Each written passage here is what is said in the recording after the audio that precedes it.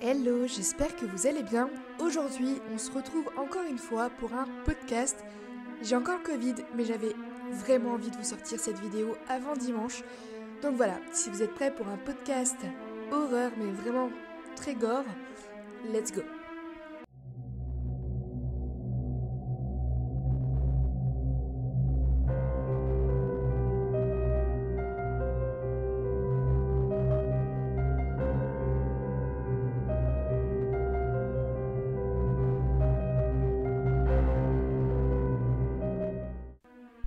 Aujourd'hui, notre histoire va se passer à Birmingham, au Royaume-Uni, dans les années 90.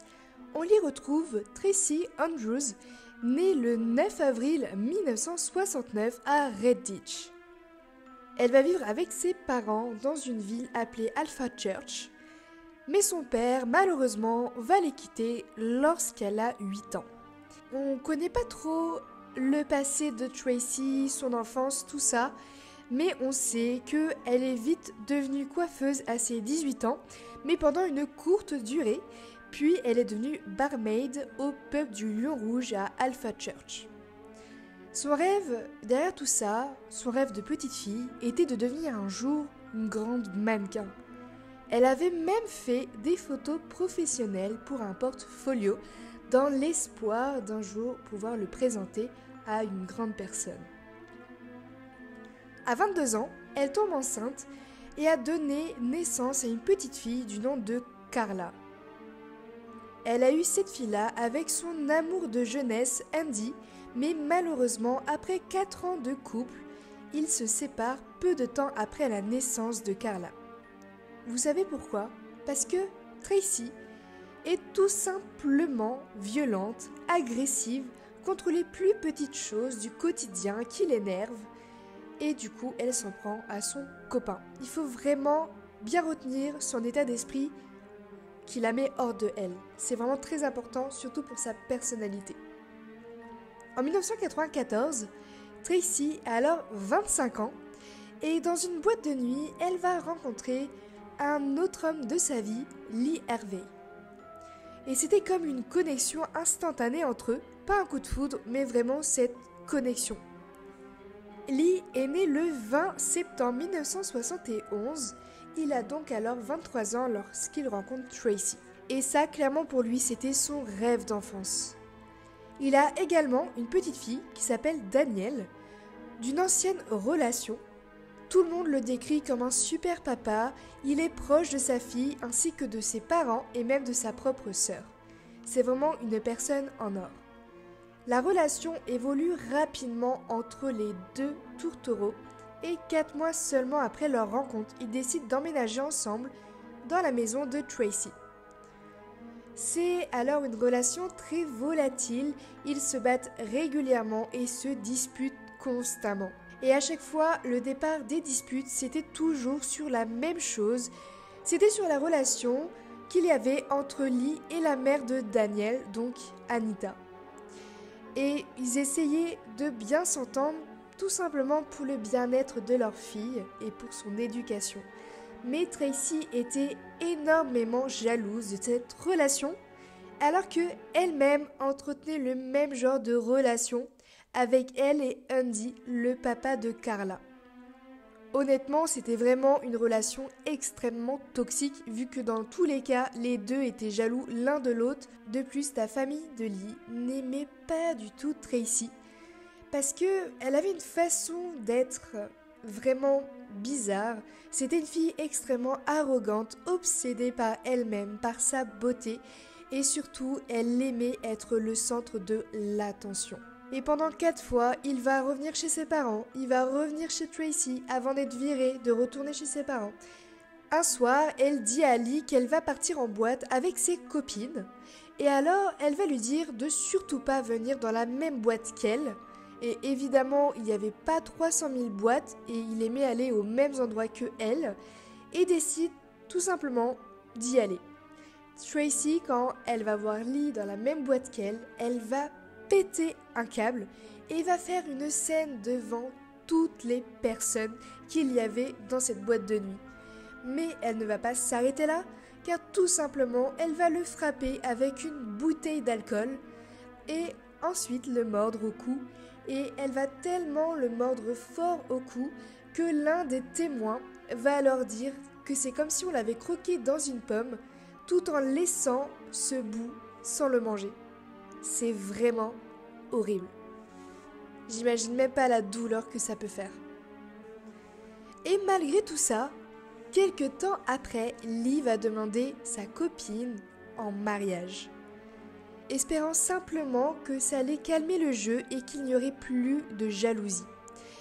Et évidemment, quand Tracy va apprendre cette nouvelle, elle va être super contente, mais pas vraiment pour le mariage. Et comme elle adore être au centre de l'attention, ça va vraiment être quelque chose de magique pour elle, et elle va tout faire pour que l'annonce soit la plus parfaite.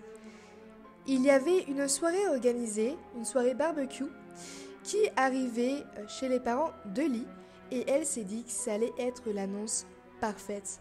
Malheureusement, ils vont arriver en retard à cette soirée barbecue. Pourquoi ? Tout simplement, il y a eu une dispute encore entre eux avant d'y aller. Mais quand ils sont arrivés, la sœur de Lee se lève, tape dans son verre et fait l'annonce de ses propres fiançailles.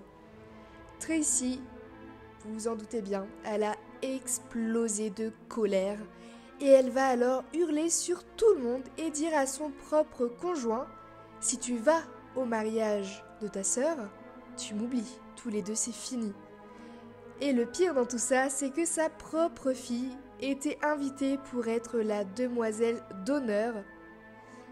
Tracy a vraiment pas été contente du tout, sachant que sa fille le savait, mais elle ne lui avait rien dit. Et quelque temps après tout ça, Tracy tombe enceinte de Lee, mais elle fait une fausse couche au bout de 2 mois. En tout cas, c'est ce qu'elle va raconter à son cher et tendre époux, mais la vérité derrière tout ça, elle a tout simplement été se faire avorter. Voilà, donc déjà la fille c'est une grosse mytho, et en plus de ça, elle s'énerve pour un rien. Vraiment extrêmement toxique tout ça. Le 30 novembre 1996, Tracy emmène sa fille et Danielle, la fille de Lee, pour la journée. Et à la fin de celle-ci, Lee propose de ramener sa propre fille directement à son ex. Encore une fois, Tracy va péter un câble. Ce même soir-là, il décide d'aller au bar pour calmer un peu les tensions. Et à 21h45, c'est là que les choses vont s'empirer. Il décide du coup de quitter le bar et sur le chemin du retour, tout ne va pas se passer comme prévu. À un moment donné, un couple habitant pas très loin d'un chemin de campagne va entendre une femme hurler de terreur. Et en regardant par sa fenêtre, elle va tout simplement voir Tracy avec dans les bras Lee. Elle peut pas voir d'aussi loin, mais à ce moment-là, Lee était ensanglantée dans les mains de sa conjointe. La police est alors appelée et une fois qu'ils arrivent, Lee est malheureusement déclaré mort en ayant reçu 42 coups de couteau de son cou, sur sa poitrine et même dans le dos. Mais le coup mortel a été au cou car ça a touché une artère. Tracy, elle aussi, va être blessée, mais c'est vraiment superficiel. Elle a des blessures et des bleus au visage, mais vraiment rien de fou, mis à part qu'elle est en train de faire une crise d'hystérie. Et à l'hôpital, elle va agir assez bizarrement, car elle va souvent quitter sa chambre pour aller aux toilettes, et ça plusieurs fois.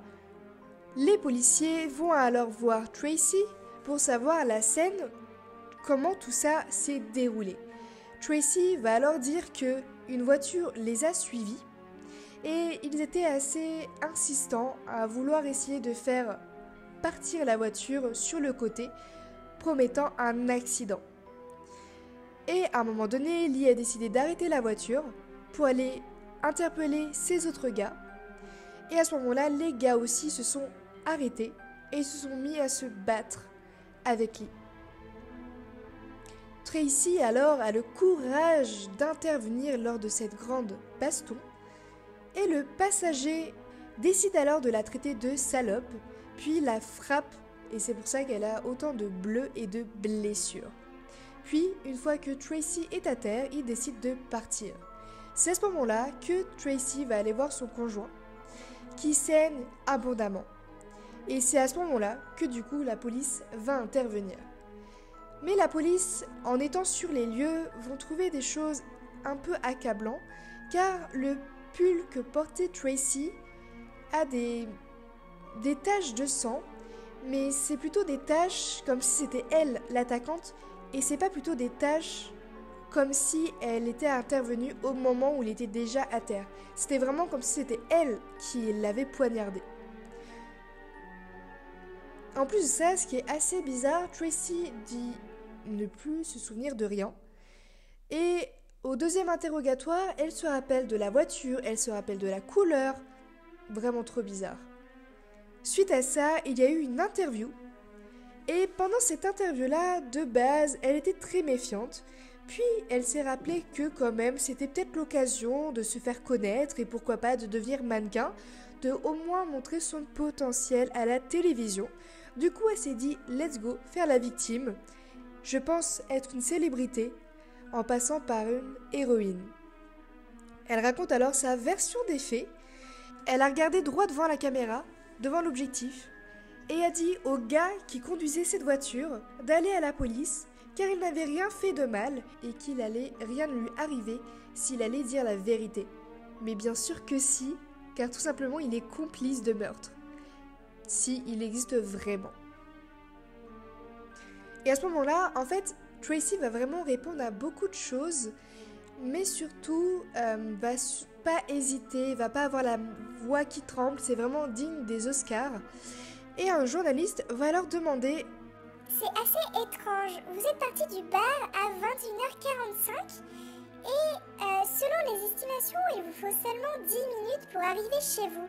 Comment expliquez-vous que l'attaque est arrivée à 22h45 ? C'est plutôt étrange. Par rapport à cette question, Tracy ne va rien dire et la police va la faire partir.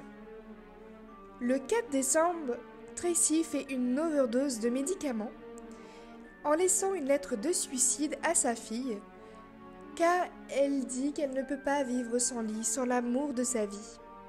Entre le 4 décembre et le 7 décembre, il y a des témoins qui se sont manifestés. Une petite fille qui ne vivait pas très loin justement de cette fameuse route et qui n'a pas entendu deux hommes insulter une femme, elle a bien entendu un homme et une femme se disputer, simplement. En plus de ça, il y a un autre couple de témoins qui vont témoigner, disant que eux, ils roulaient derrière Tracy et Lee. Au moment de les doubler, ils les ont vus se disputer, mais qu'il n'y avait aucune autre voiture sur la route. Il faut dire que cette route de campagne, on peut même dire que c'est un chemin, parce que c'est une voie toute droite et on voit très bien s'il y a des voitures qui viennent ou qui partent. Et malheureusement, à ce moment-là, il n'y avait personne et il était déjà 22h30. Le 7 décembre, Tracy est arrêtée pour meurtre, mais elle sort sous caution. Et c'est à ce moment-là qu'elle devient populaire sur les médias, car tout le monde dit que Tracy a voulu un petit peu rigoler de toute la nation, qui vraiment avait pris à cœur le fait qu'elle soit victime de l'assassinat de son propre conjoint devant elle, alors qu'au final, c'est elle-même qui l'a tué. Et c'est à ce moment-là qu'elle est suivie par des paparazzis, et vous savez quoi, comme elle adore être le centre de l'attention, elle va s'amuser à sortir souvent de chez elle pour être prise en photo, toujours bien habillée sur son 31, et en plus de ça, elle n'hésite pas à faire la fête, beaucoup de fois même, alors qu'elle vient de perdre l'amour de sa vie, soi-disant. Tout ça pour finir dans les tabloïds. En juillet 1997, elle plaide non coupable, puis le jury présente alors les éléments de la nuit du 30 novembre. Tracy et Lee vont au pub à 21h45. Sur le chemin de la maison, il y a une dispute dans la voiture qui a été vue par un témoin, même par un couple de témoins.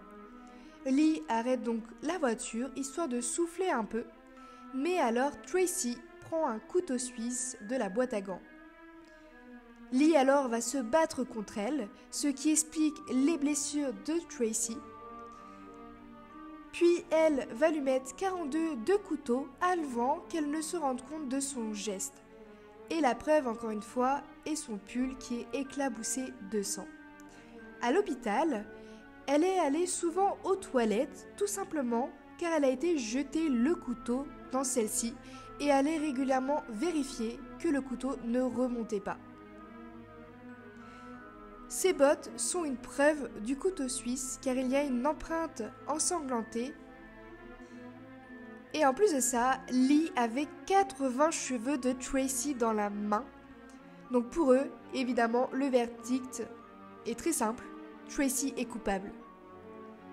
Au verdict, Tracy prend une peine à perpétuité, mais avec 14 ans de prison minimum.